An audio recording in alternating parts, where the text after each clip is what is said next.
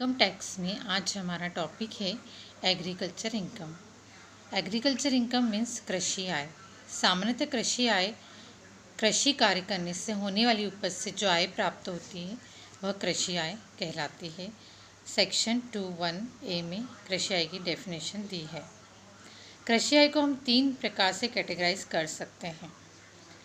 कोई भी किराया, नंबर 1, कोई किराया अथवा लगान जो भूमि से प्राप्त हो, जो भारत में स्थित है तथा कृषि कार्यों में उसका उपयोग किया जाता है, तो ऐसी आय को कृषि आय माना जाता है। सेकेंड, ऐसी भूमि से आय जो कृषि क्रिया अथवा अपनी उपज को विक्रय योग्य बनाने वाली क्रिया से हो अथवा उपज को बेचने से हो। तीसरा, खेत के मकान से कोई आय। कृषि आय की परिभाषा को मुख्यतः 3 भागों में बांटा गया है, जो मैंने आपको बताया। कोई किराया अथवा लगान जो भूमि से प्राप्त हो, जो भारत में स्थित हो, कृषि कार्य में उस भूमि का उपयोग होता हो, और खेत से संबंधित कोई मकान से आए, और कृषि क्रिया अथवा उपज को विक्रय योग्य बनाने वाली क्रिया से या उपज को बेचने से जो आय प्राप्त होती है वो कृषि आय कहलाती है। पर ये ध्यान देना है आपको, निम्न शर्तें पूरी होने पर ही भूमि से आय को कृषि आय माना जाता है। भूमि भारत में स्थित होना चाहिए। यह भूमि भारत के बाहर स्थित हो तो आय कृषि आय नहीं मानी जाएगी। भूमि का प्रयोग कृषि कार्य के लिए होना चाहिए। भूमि में जो भी कार्य होता है, पानी देना, फसल बीज लगाना, पानी देना, बीज बोना आदि सब जो भी क्रियाएं होती है वो सब, या भूमि से संबंधित सारी कृषि क्रियाएं की गई भूमि पर स्वतः उगे पेड़ पौधे से आय कृषि आय नहीं मानी जाएगी। भूमि से आय प्राप्तकर्ता का भूमि में हित होना चाहिए। भूस्वामी या किराएदार या जो भी भोग बंधरदार है का ही हित भूमि में माना जाता है। तैयार फसल को खरीद कर उसे काट कर बेचने वालों को जो आय प्राप्त होती है वह कृषि आय नहीं होगी। कृषि से प्रत्यक्ष आय ही कृषि आय मानी जाएगी। कृषि से अप्रत्यक्ष आय कृषि आय नहीं मानी जाएगी। जैसे कृषि फार्म के मैनेजर का वेतन कृषि कार्य में लगी कंपनी से प्राप्त लाभांश कृषि आय नहीं है। कृषि आय के प्रकार अब हम आगे पढ़ेंगे। Kinds of agriculture income. Number 1, किराया अथवा लगान। जब भूमि का स्वामी कृषि आय में उपयोग करने के लिए, कृषि आय के प्रकार में नंबर 1, किराया अथवा लगान। जब भूमि का स्वामी कृषि आय में उपयोग करने के लिए भूमि का अधिकार किसी अन्य व्यक्ति को दे देता है और उसके बदले उसे जो किराया अथवा लगान मिलता है वह कृषि आय मानी जाती है। मतलब जब उसने अपनी भूमि का उपयोग करने का अधिकार किसी को दे दिया है और उसके बदले में उसे किराया अथवा लगान मिलता है, उसे कृषि आय मानेंगे। कृषि कार्यों से आय। कृषि कार्य से आशय भूमि को जोतना, पानी देना, बीज बोना आदि से है। भूमि में कृषि कार्य नहीं किया गया है और भूमि से आय प्राप्त हो रही है तो इसे कृषि आय नहीं माना जाएगा। भूमि पर स्वतः उगे पेड़ पौधे जो उग जाते हैं उनसे होने वाली आय कृषि आय नहीं मानी जाएगी, क्योंकि उनमें कोई भी कृषि कार्य नहीं किया गया है। पैदावार को बेचने योग्य बनाने से आय। किसान की जो उपज है, यदि उपज उसी रूप में बाजार में बिक न सके तो उसे बेचने के लिए, विक्रय योग्य बनाने के लिए जो कार्य किया जाता है, जो भी फसल प्राप्त होती है उसको बेचने योग्य बनाने के लिए जो कार्य किया जाता है, उससे जो आय प्राप्त होती है वह भी कृषि आय कहलाती है। जैसे कृषक को कृषि से तंबाकू के हरे पत्ते प्राप्त होते हैं, सुखाकर बंडल बनाकर बाजार में बेचता है, तो जो भी आय प्राप्त होगी वो कृषि आय कहलाएगी। उपज बेचने से आय। किसान अथवा लगान प्राप्तकर्ता अपनी उपज को यदि नियमित रूप से दुकान लेकर भी बेचता है तो दुकान की आय कृषि आय कहलाएगी।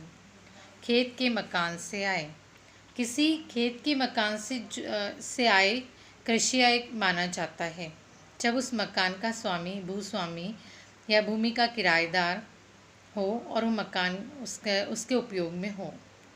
खेत के मकान से संबंधित आय भी कृषि आय में आती है।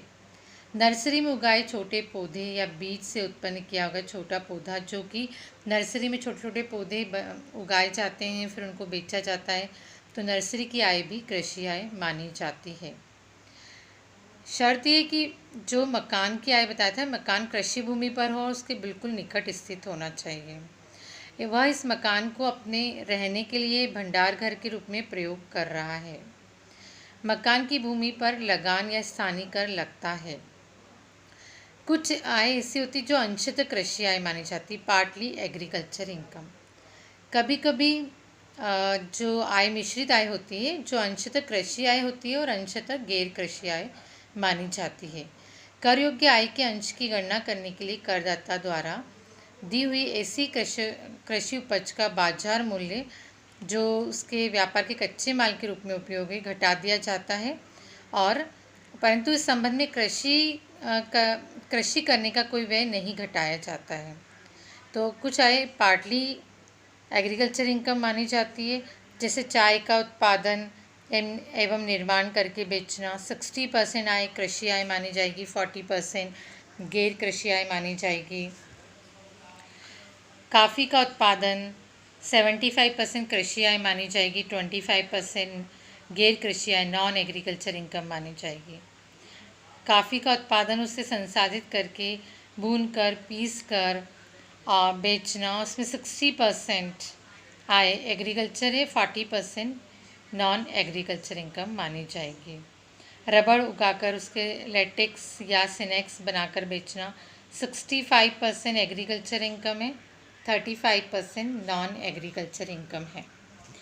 अपने उपज को उत्पाद को उत्पादन हेतु काम में लेना, तो कृषि उत्पाद के उचित बाजारी मूल्य में से खर्च घटाकर शेष अमाउंट कृषि आय मानी जाएगी, और व्यापार से आय की गणना करते समय जो भी कृषि उत्पाद का उचित बाजार मूल्य जो शेष राशि बचेगी वो गैर कृषि आय मानी जाएगी। जमीन से संबंधित गैर कृषि आय, मतलब कुछ आय ऐसी थी जो जमीन से संबंधित होती है लेकिन वो गैर कृषि आय मानी जाती है, कृषि आय नहीं मानी जाती। जैसे हाट बाजार से होने वाली आय। अब हाट बाजार से जो यदि कोई प्लॉट है उस पर वीकली मार्केट लगता है तो वो इनकम गैर कृषि आय नॉन एग्रीकल्चर इनकम मानी जाएगी, एग्रीकल्चर इनकम नहीं मानी जाएगी। पत्थरों की खानों से होने वाली आय भी नॉन एग्रीकल्चर इनकम मानी जाती है। रॉयल्टी से प्राप्त आय भी नॉन एग्रीकल्चर इनकम मानी जाएगी। कृषि उपज को संग्रहित करने के लिए भंडार के रूप में प्रयोग में लाई हुई भूमि से आय भी नॉन एग्रीकल्चर इनकम मानी जाएगी। सिंचाई के लिए पानी देने से आय, जैसे किसी ट्यूबवेल या कुएं से सिंचाई के लिए पानी देने से जो आय होती है उसे भी हम ऐसी आय को भी कृषि आय नहीं मानेंगे। स्वतः उगे पेड़ पौधे या बांस से आय जो आय होती है, जो स्वतः उगे पेड़ पौधे, उसमें कोई भी कृषि कार्य नहीं किया गया है, बीज नहीं लगाया गया है, सिंचाई कल्टीवेशन और वाटरिंग वगैरह नहीं की गई है, कटिंग नहीं की गई है, स्वतः उगे पेड़ पौधे हैं, तो ऐसी आय भी नॉन एग्रीकल्चर इनकम मानी जाती है। मछली क्षेत्र से होने वाली आय, ये भी गैर कृषि आय है। उस मिट्टी की आय जो ईंट बनाने के लिए बेच दी गई है तो उसको भी नॉन एग्रीकल्चर इनकम की कैटेगरी में शामिल किया गया है। कृषि फार्म के मैनेजर को मिलने वाला पारिश्रमिक, कृषि कार्य में लगी हुई कंपनी से लाभांश की आय, खड़ी फसल के क्रेता को आय, डेयरी फार्म, मुर्गी पालन आदि से आय, ये सब नॉन एग्रीकल्चर इनकम है। कृषि भूमि के किराए की बकाया पर ब्याज से आय भी नॉन एग्रीकल्चर इनकम मानी जाती है। जैसे एग्जाम्पल, भूमि कृषि कार्य के प्रयोग में आने वाली भूमि के किराए की बकाया पर ब्याज, जैसा मैंने बोला कृषि कार्य में प्रयोग आने वाली भूमि के किराए की बकाया पर ब्याज से आय, यह आय कृषि आय नहीं है क्योंकि भूमि से सीधी संबंधित नहीं है, बल्कि किराया समय के अंदर चुकाने में चूक करने पर, देरी करने पर के कारण यह आय प्राप्त होती है, तो यह कृषि आय नहीं मानी जाएगी। एक सेकेंड एग्जाम्पल हम लेते हैं। कृषि के व्यवसाय के लिए आवश्यक पशुओं के चराने के लिए प्रयोग में आने वाली भूमि से आय, तो क्या यह आय कृषि आय मानी जाएगी या नहीं? यह आय कृषि आय है क्योंकि पशुओं का उपयोग कृषि कार्य के लिए किया गया है। तीसरा हम एग्जाम्पल ले रहे हैं, कृषि के व्यवसाय के लिए आवश्यक पशुओं को चराने के लिए पट्टे पर दी गई भूमि, यहाँ पर भूमि को हमने पट्टे पर लीज पर दिया है, तो क्या यह आय कृषि आय मानी जाएगी? हाँ, यह कृषि आय, क्योंकि पशुओं को चराने के भूमि का प्रयोग किस में हो रहा है? पशुओं को चराने में प्रयोग हो रहा है, चाहे इसी कार्य के लिए पट्टे पर दी गई हो, कृषि आय ही मानी जाएगी। एक और एग्जाम्पल लेते हैं, स्वतः उगे पेड़ पौधे, जंगल में स्वतः उगे पेड़ पौधों को बेचकर प्राप्त आय, तो यह आय कृषि आय नहीं मानी जाएगी, क्योंकि यहाँ पर पेड़ पौधे स्वतः उगे हैं।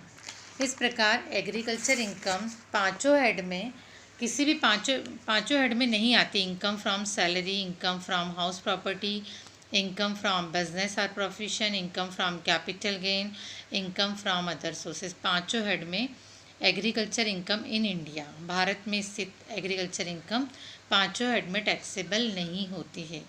फिर भी यदि एग्रीकल्चर इनकम 5,000 रुपये से ज़्यादा है, तो जब हम टैक्स का कैलकुलेशन करते हैं तो उस समय एग्रीकल्चर इनकम को प्लस करके टैक्स का कैलकुलेशन किया जाता है। उसका कैलकुलेशन कैसे करेंगे हम अभी आपको आगे बताएंगे।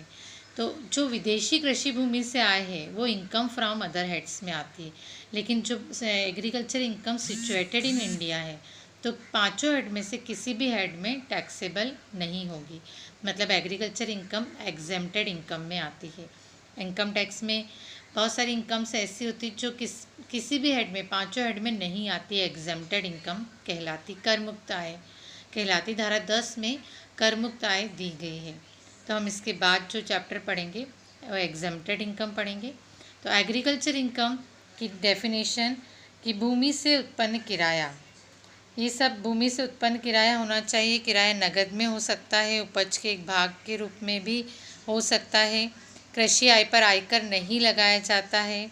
भारत के संविधान के अनुसार कृषि आय को छोड़कर शेष आय पर कर लगाने का अधिकार केंद्र सरकार को है ना। लेकिन कृषि आय का पाँचों हेड में शामिल नहीं करेंगे, लेकिन उसकी इनकम को हम टोटल इनकम में प्लस करके कैलकुलेशन करके उसको एग्जेम्प्ट करेंगे, उसका टैक्स कैलकुलेशन करके उस राशि अमाउंट को माइनस कर देंगे।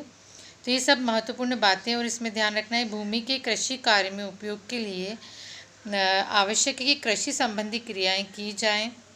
इन क्रियाओं में मानवीय श्रम एवं कुशलता का उपयोग होता है। किराए का भूमि से प्रत्यक्ष संबंध होना आवश्यक है। कृषि भूमि की बिक्री से प्राप्त पूंजी लाभ को कृषि आय नहीं माना जाता है। भूमि का भारत में स्थित होना आवश्यक, लेकिन भूमि संपूर्ण भारत में किसी भी स्थान पर स्थित हो सकती है।